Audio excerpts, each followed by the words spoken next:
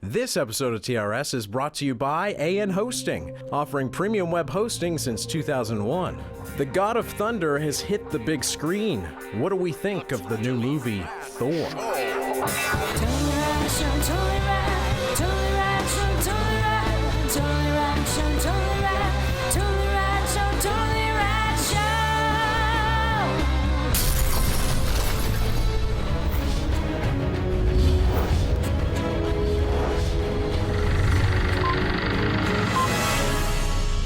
Today in movies, we have just walked out of Thor. Literally right over there. just walked out of Paramount, right there, seeing Thor.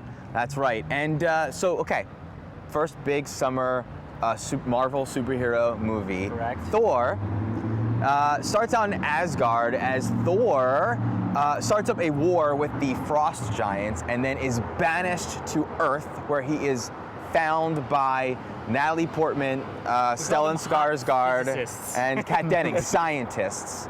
And Thor has to basically, I guess, get his hammer back and go back to Asgard and kick Loki's butt. Correct. So, Jeffrey, resident Thor. Oh, we mentioned yesterday in comic books that we reviewed the comic book written by J. Michael Straczynski. J. Michael Straczynski has story by credit here. The picture is actually directed by, Kenneth Branagh. That's a great picture. A lot of, Academy Award winning Kenneth Branagh, Hamlet, I don't think you pronounced the G in his name, Shakespearean. Interesting. And Jeff, big time Kenneth Branagh fan. I am. Big time Thor fan. What'd you think?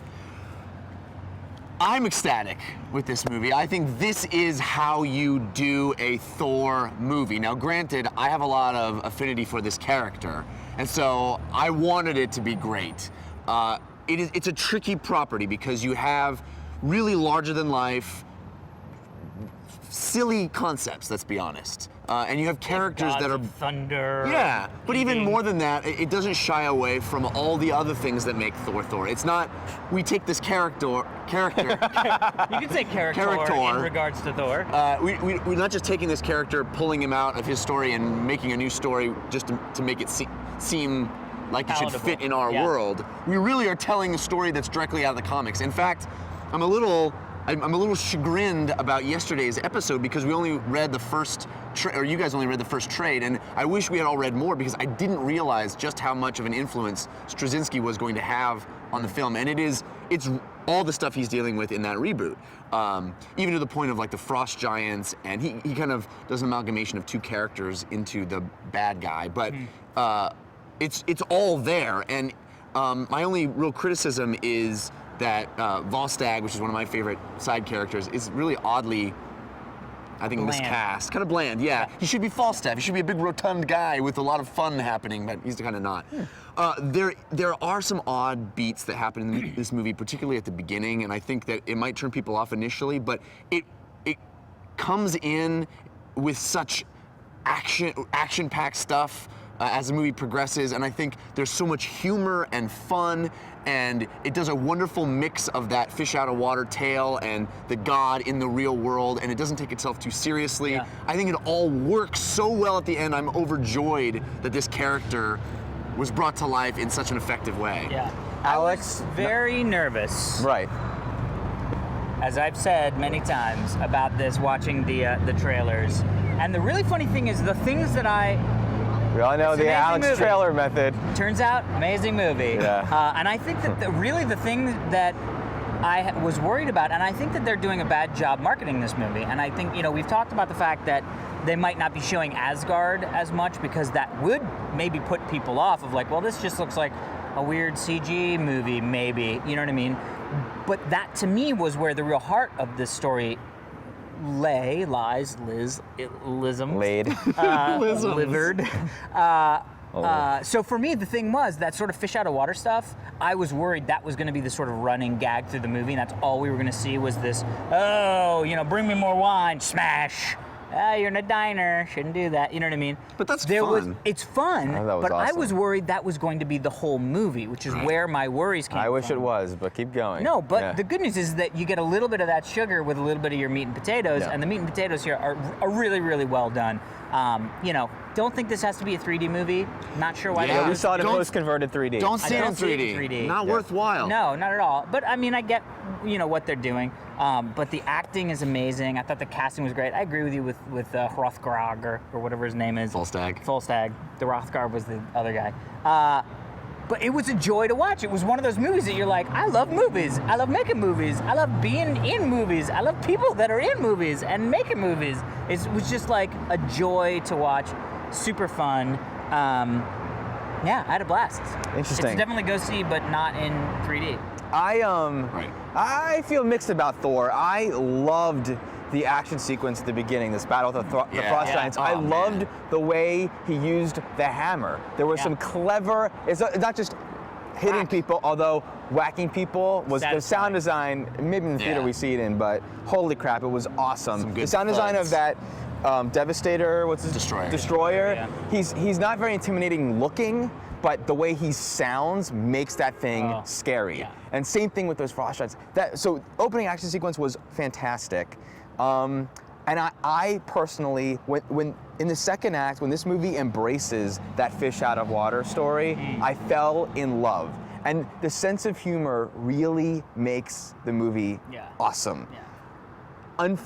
It felt like, how we, like comedians do like pass on a script and add all the jokes. It felt like that's what played out here, and those are all my favorite bits. If that hadn't happened, I would have been very bored watching the movie. I was a little bored despite those moments. Interesting. I found it very oddly structured. I kind of felt like it was leading. It was while it was huge in Asgard, although it felt odd to me that it was all about there's a civilization that lives on Asgard, and there's a civilization that lives in these other realms, but it felt very empty.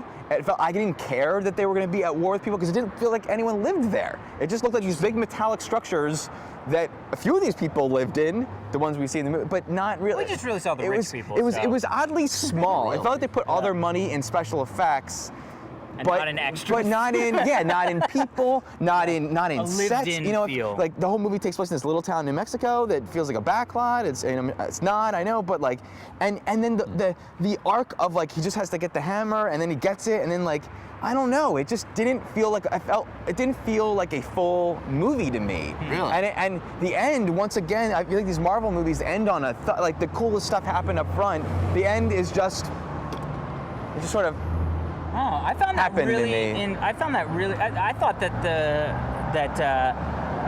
filmmaking was so much more about the characters and the character development that for me the end was even more powerful than an action sequence because you knew what he was choosing to do and how it affected the characters around him.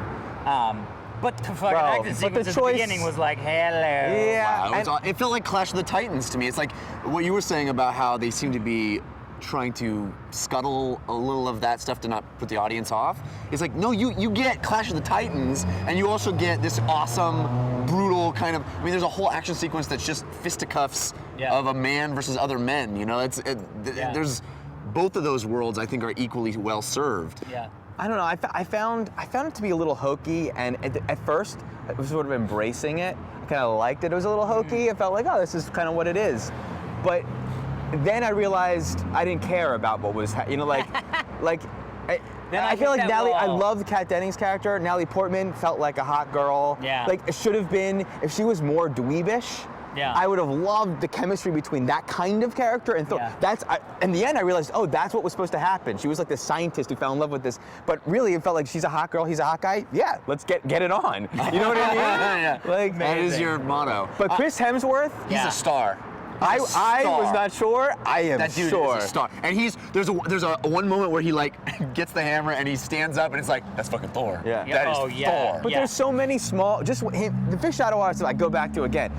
all those small moments were so. Just Give him me a horse. walking out and the car stopping, and he just gives the car a look. He commits to all that stuff, too. Yeah. And he's not afraid to look silly, which is one of those things that Harrison Ford had, you know? Absolutely. I also want to say again, and I know I sound like a broken record every time these Marvel movies come out, but the fact that we're actually getting a universe of movies. This one really embraces that more than the others. Well, I think it's the first one that's Shield. really. Now we're on the. We're leading up to People are something. digging this. We can go on. Yeah. Yeah. We finally have our. And there's these possible characters that are popping up in all these films. You have what is, I thought, impossible to achieve, where seeds of things are placed in one movie and will be fulfilled in another. You have huge stars of their own movie showing up in little places. It's just That's what you incredible. talked about. And the funny thing is, I remember you talking about that way back when we reviewed the original Iron Man, either that or one of the Hulk movies. I think it was the original Iron Man, where you were like, this is what I want to see. And we were all like, you'll never get someone of the caliber of, who the fuck is Iron Man? I can't remember his name. Robert Downey Jr.? Robert Downey Jr. to go and just play like a little role in somebody's movie. Yeah. And all these actors have committed to that, and and the idea that the Avengers is about to happen is actually happening, and all these stars of their own movies are going to come together. It's going to be mind-blowing. It's going to be mind-blowing. It's going to feel really special. And I want to emphasize too, the action scenes in this movie were awesome. Yeah. Awesome. I think the whole movie is shot But really the well. There's a end is- kineticism. Yeah. I was really impressed with Brona. Like, he's never done an action movie like this. Henry V. He may still have not, but yeah. I mean, You mean he second wasn't year- responsible Yeah, for it I all? mean, I don't. Well, it's a film by. No, I know. Yeah. But, you know, Henry V doesn't have scenes like this. You know, it's cool. Well, anyway, I think go see it.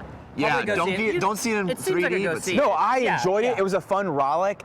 I would never want to Rollick. sit through it again. Like, I've had fun watching it, but I think it would be a chore to watch. I I don't again. know. See it I again would right love to go now. see it again. Really? Yeah. All right.